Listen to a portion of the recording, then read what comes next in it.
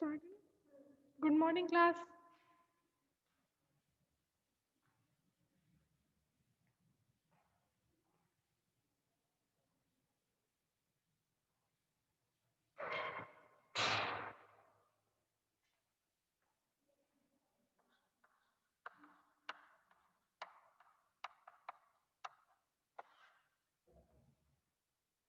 Unit first चल रहा है आपका।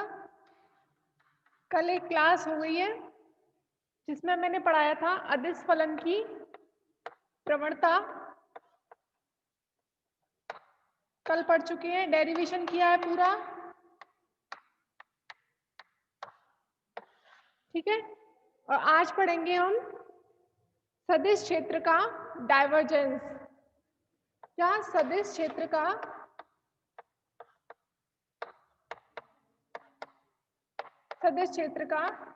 डाइवर्जेंस।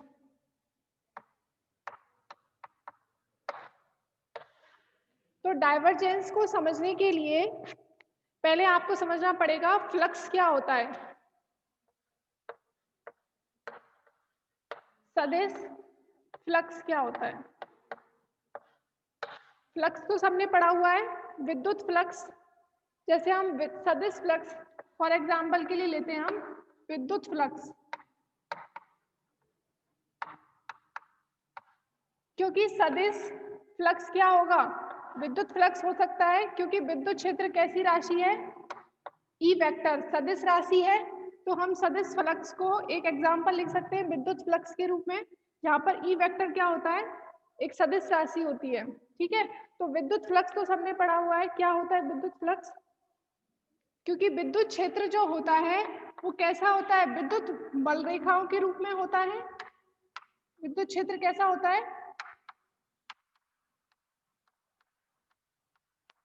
विद्युत बल रेखाओं के रूप में होता है। तो विद्युत फ्लक्स को कैसे परिभाषित किया था? किसी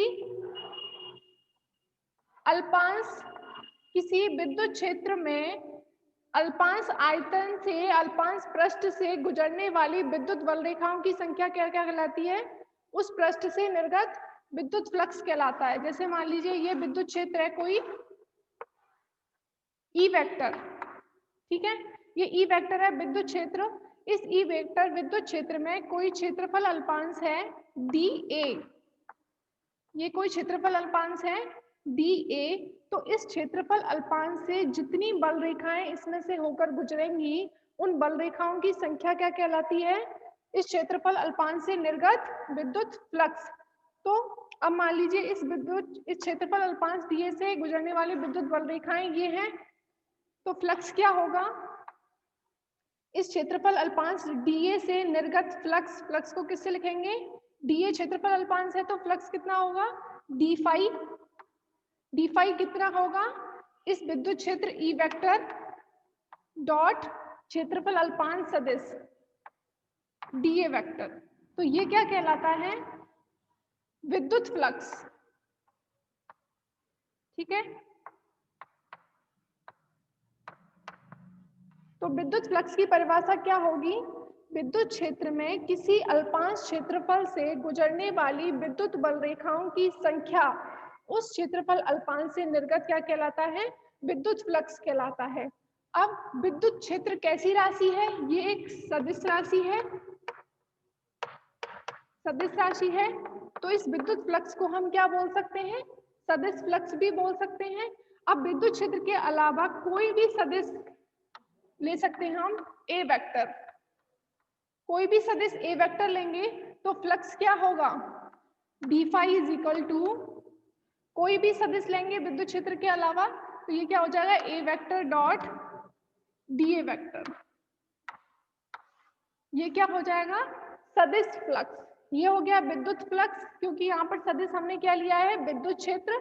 ये हमने कोई जनरल व्यापक सदिश क्षेत्र ले लिया ए वेक्टर, तो सदिश फ्लक्स क्या हो जाएगा? ए वेक्टर डॉट डी ए, ठीक है।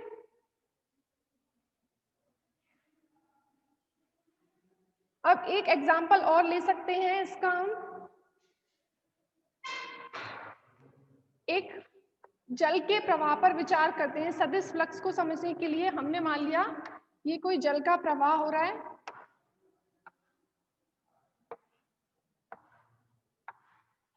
और जल का जो वेग है वो है v वेक्टर, जो वेग है वो है v वेक्टर। इसका मतलब ये जो है ये वेग क्योंकि वेग भी कैसी राशि है, सदिश राशि है, तो ये तो हो गया वेग का परिमाण, ये क्या बताता है, परिमाण को, और ये हो गई वेग वेक्टर की दिशा। ठीक है, इसका मतलब दिशा ये है। ठीक है, और सभी जगह इसका वेग क्या है, एक समान है। अब हमने क्या किया, एक आयताकार फ्रेम लिया जिसका क्षेत्रफल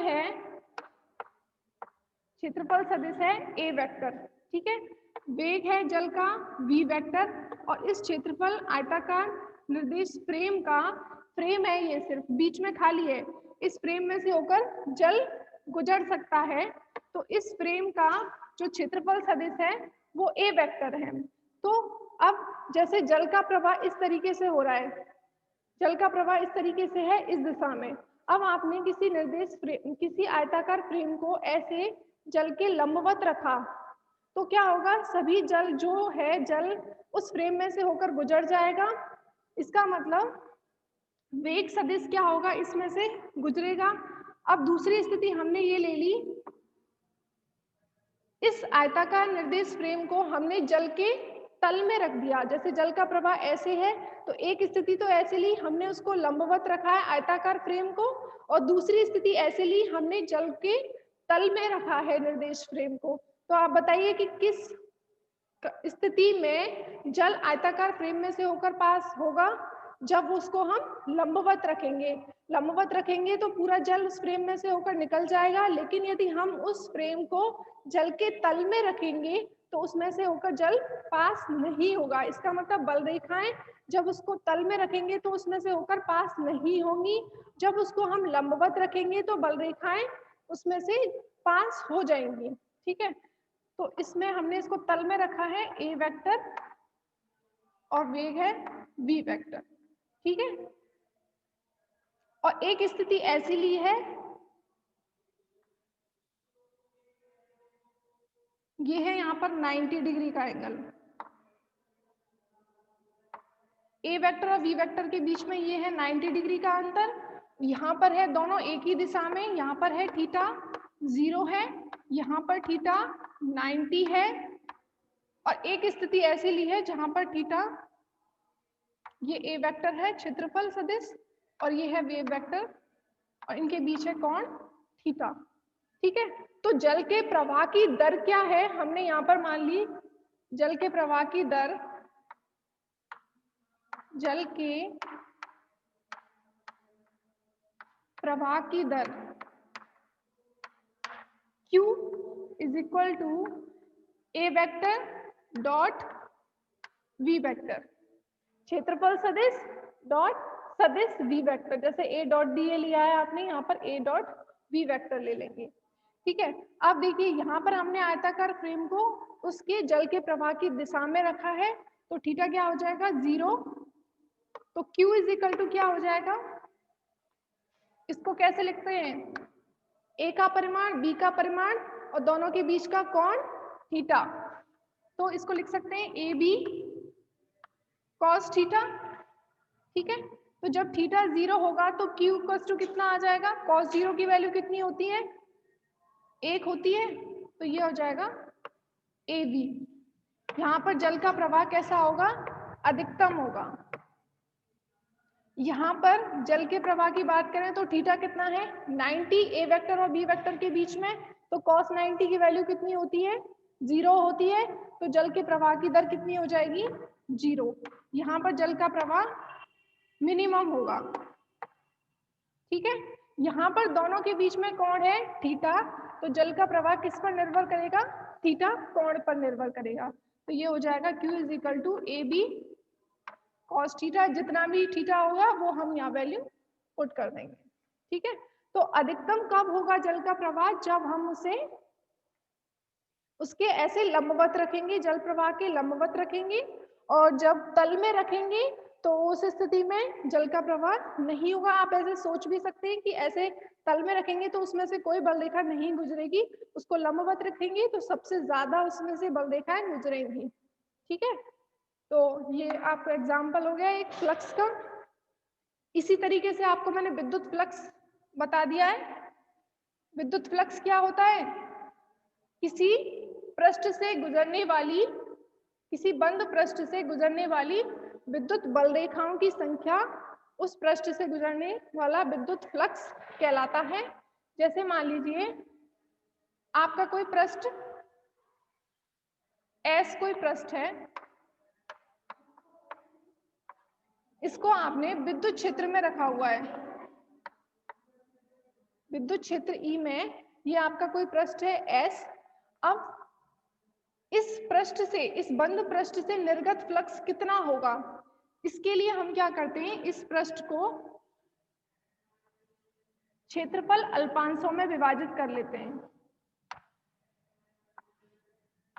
इस तरीके से इसे समान क्षेत्रफल अल्पांशों में विभाजित कर लेंगे। एक अल्पांश ले लेते हैं, ये S पृष्ठ है, इसका एक क्षेत्रफल अल्पांश है ये dA वेक्टर, इसका एक क्षेत्रफल अल्पांश है। और इस क्षेत्रफल अल्पांश में सदिश है E1 वेक्टर, या फिर हम कोई सामान्य किसी भी सदिश की बात करते हैं तो ये हो जाएगा A वेक्टर। A वेक्टर सदिश है, A वेक्टर सदिश में कोई पृष्ठ रखा हुआ है S पृष्ठ, तो इस S पृष्ठ से निर्गत सदिश फ्लक्स कितना होगा, इसे निकालने के लिए पृष्ठ S को छोटे छोटे अल्पांशों में विभाजित करते हैं और एक पृष्ठ से निर्गत विद्युत फ्लक्स निकालते हैं। तो इस एक अल्पांश से निर्गत विद्युत, एक अल्पांश से निर्गत सदिश फ्लक्स क्या होगा, डी फाई को क्या लिख सकते हैं, A vector A1 vector dot dA vector. सुनिए सदिश फ्लक्स क्या है, सदिश क्षेत्र A वेक्टर में हमने कोई पृष्ठ है S, बंद पृष्ठ से निर्गत फ्लक्स निकालना है, तो इस पृष्ठ S को छोटे छोटे अल्पांशों में विभाजित करते हैं और एक अल्पांश से निर्गत फ्लक्स निकालते हैं। एक अल्पांश ले लिया dA जिसमें सदिश है A1 मान लिया, तो इस dA अल्पांश से निर्गत फ्लक्स कितना होगा, D phi A1 dot dA। तो अब इस संपूर्ण पृष्ठ से निर्गत फ्लक्स कितना होगा, इसका क्या करेंगे, सभी क्षेत्रफल अल्पांशों से निर्गत फ्लक्स जो होगा उसका योग करेंगे। ठीक है, तो योग संपूर्ण पृष्ठ S से निर्गत फ्लक्स कितना होगा, सभी क्षेत्रफल अल्पांशों से, सभी dA क्षेत्रफल अल्पांशों से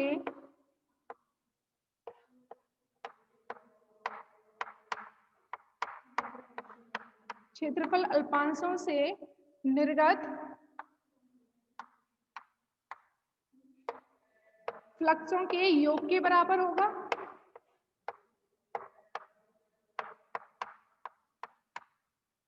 योग के बराबर,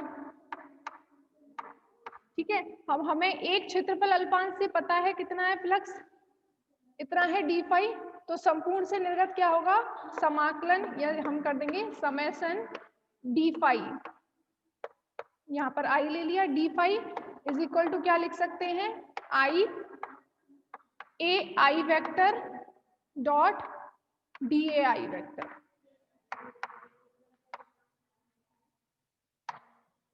ठीक है, ये कोई dA1 क्षेत्रफल अल्पांश लिया था, अब dA1 dA2 dA3 बहुत सारे ith इसमें क्षेत्रफल अल्पांश हैं जिन पर सदिश क्षेत्र क्या मान लिया है, A1 A2 A3 A4। ठीक है, तो इसका संपूर्ण पृष्ठ से निर्गत क्षेत्रफल निर्गत फ्लक्स क्या होगा, पाई, पूरे का समाकलन समेशन कर देंगे, योग कर देंगे AI vector dot DAI vector. ठीक है, अब यहाँ पर क्षेत्रफल अल्पांश DA क्या है, अत्यल्प छोटा है, इसका मतलब DA टेंस टू क्या है, यहाँ पर क्षेत्रफल अल्पांश लिए हैं तो dA क्या है, यहाँ पर टेंस टू 0 है। तो फाई क्या है, यहाँ पर लिमिट दिखाई दे रहा है कि नीचे ये हटाना, लिमिट ऊपर लिख देते,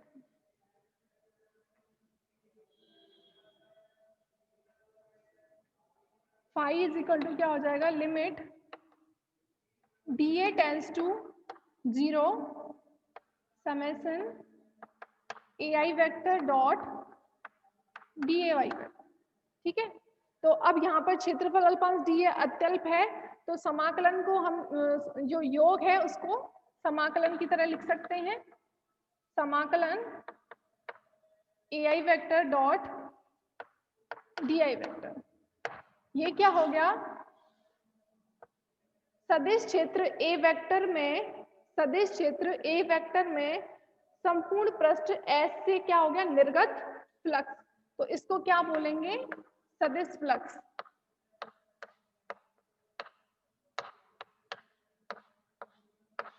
सदिश क्षेत्र A वेक्टर में संपूर्ण पृष्ठ S से निर्गत फ्लक्स क्या कहलाता है, सदिश फ्लक्स कहलाता है। आगे समझ में?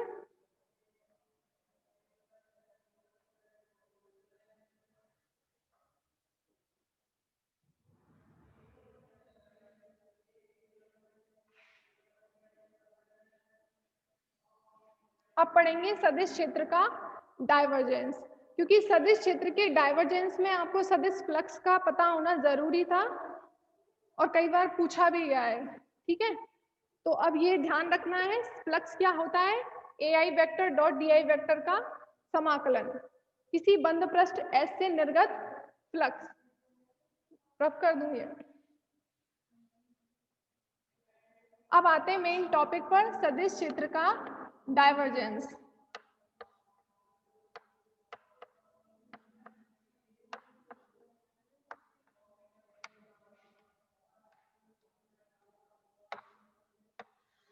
सदिश क्षेत्र आपने मान लिया कोई है A वेक्टर, सदिश क्षेत्र है A वेक्टर आपका XYZ कार्तीय निर्देशांक, और डाइवर्जेंस को आप लिख, सदिश क्षेत्र के डाइवर्जेंस को आप कैसे लिखेंगे, डाइवर्जेंस ऑफ A वेक्टर।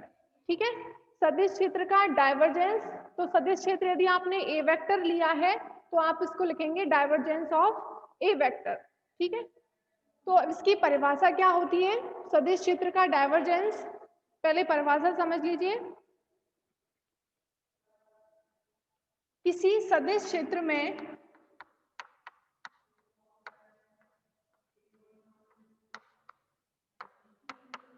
किसी सदिश क्षेत्र में, जो कि हमने क्या लिया है A वेक्टर, किसी सदिश क्षेत्र में बंद आयतन अल्पांश से, बंद आयतन अल्पांश से प्रति एकांक आयतन,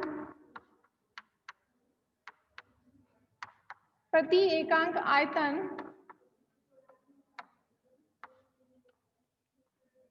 निर्गत फ्लक्स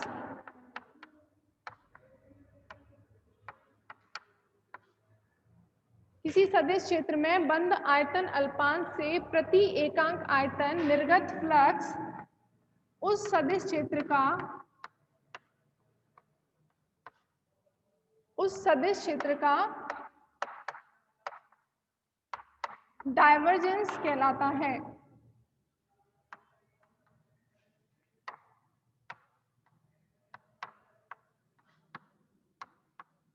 ठीक है, अब आपने आयतन अल्पांश ले लिया कोई dV, सदिश क्षेत्र तो है आपका A वेक्टर और आयतन अल्पांश है dV वेक्टर, तो सदिश क्षेत्र A वेक्टर में बंद आयतन अल्पांश dV वेक्टर से प्रति एकांक आयतन निर्गत फ्लक्स उस सदिश क्षेत्र का डाइवर्जेंस कहलाता है। तो आप इस परिभाषा से अब सूत्र भी लिख सकते हैं, डाइवर्जेंस ऑफ A वेक्टर क्या हो जाएगा, आयतन अल्पांश ले रहे हैं, अत्यल्प है ये, तो लिमिट क्या हो जाएगा, dV टेंड्स टू क्या है, 0 है।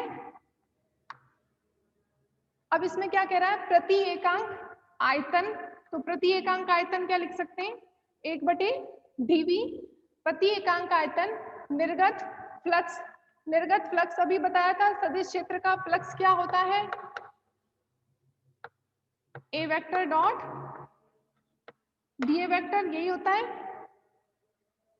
ठीक है, तो ये हो गया A vector dot DA vector.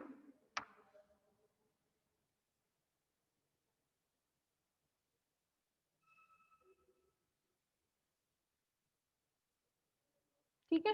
तो किसी सदिश क्षेत्र में बंद आयतन अल्पांश से प्रति एकांक आयतन निर्गत फ्लक्स उस सदिश क्षेत्र का क्या कहलाता है? डाइवर्जेंस। ये हो गया इसका फॉर्मूला। अब क्या करना है, जैसे आपको कल मैंने पढ़ाया था अदिश फलन की प्रवणता, फिर उसका हमने क्या किया था, अदिश फलन की प्रवणता का कार्तीय निर्देशांकों में व्युत्पन्न किया था सूत्र। ऐसे ही सदिश क्षेत्र के डाइवर्जेंस को हम निकालेंगे कार्तीय निर्देशांकों में। ठीक है, तो ये परिभाषा लिख लो आप।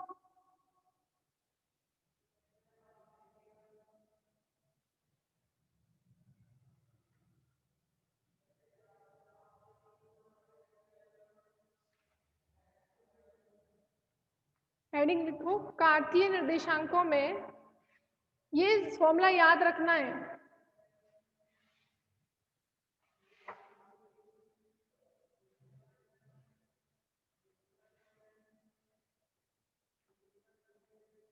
अब है कार्तीय निर्देशांकों में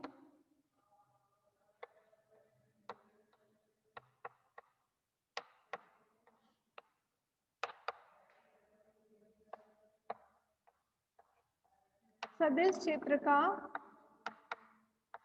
डाइवर्जेंस।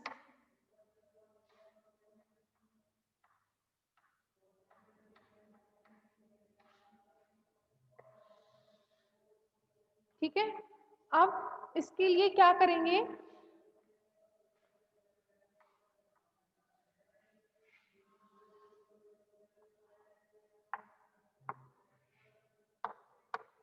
अब आप डाइवर्जेंस ऑफ ए वेक्टर, सदिश क्षेत्र का डाइवर्जेंस।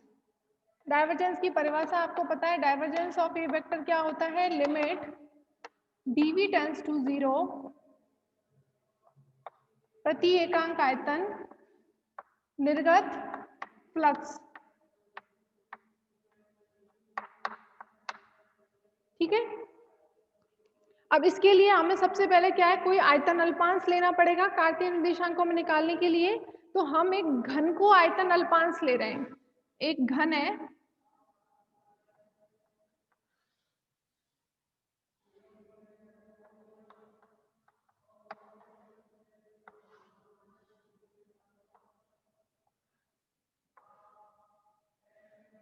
ये घन है, पॉइंट्स दे दो A B C D E F G और ये ओ है ये। ठीक है, आयतन अल्पांश ले लिया कोई घन। तो इस आयतन अल्पांश में हमने मान लिया ये है dx, x अक्ष के अंदर है तो ये दूरी हो जाएगी dx, y अक्ष के अंदर ये वाली दूरी क्या हो जाएगी dy, और z अक्ष के अंदर ये वाली दूरी क्या हो जाएगी dz। ठीक है, अब इसका आयतन कितना हो जाएगा dv, dv कितना होगा, आयतन, घन का आयतन dv क्या होता है, भुजा क्यों होता है, भुजा है dx dy और dz। तो dv इज इक्वल टू हो जाएगा dx dy dz। हमें निकालना है डाइवर्जेंस ऑफ ए वेक्टर। तो हमारे पास dv तो हमें पता है कितना है dx dy dz, कार्तीय निर्देशांकों में ही लिया है। और हमें अब क्या निकालना है, इस अल्पांश से निर्गत फ्लक्स निकालना है और उसकी वैल्यू हम यहाँ रख देंगे। तो ये हो जाएगा सदिश क्षेत्र का डाइवर्जेंस। तो हमें अब फ्लक्स निकालना है। तो फ्लक्स क्या होता है, अब आपने आयतन अल्पांश लिया है घन, तो घन में आपको पता है कितनी भुजाएं होती हैं, 6 भुजाएं होती हैं। 2 इस तरीके से होंगी, 2 इस तरीके से होंगी और 2 आमने सामने की होंगी। तो टोटल 6 भुजा हो गई। इसका मतलब 2 तो होंगी x अक्ष पे, 2 होंगी y अक्ष पर और 2 होंगी z अक्ष पर। तो टोटल हो जाएंगी 6। देखिए ये वाला आप x अक्ष के अंदर देखिए, ये x अक्ष है, इस पर एक फलक तो ये है, मैं नाम लूंगी ए ओ ई डी। ठीक है, ये x अक्ष पे हो गई। दूसरी फलक कौन सी है, बी जी एफ सी। ठीक है, अब ये 2 फलक हो गई x अक्ष पे। ठीक है। y अक्ष पर ये वाली होगी, y अक्ष पर ये हो गई, और एक y अक्ष पर ये वाली फलक होगी। ठीक है, समझो ध्यान से। z अक्ष पे एक फलक ये हो गई और दूसरी फलक ये हो गई, तो टोटल हो गई 6 फलक। 2 x अक्ष पर है, 2 y पर है, 2 z अक्ष पर है। तो इस आयतन अल्पांश से निर्गत फ्लक्स हम कैसे निकालेंगे? पहले x अक्ष के अनुदिश, फिर y अक्ष के अनुदिश और फिर z अक्ष के अनुदिश।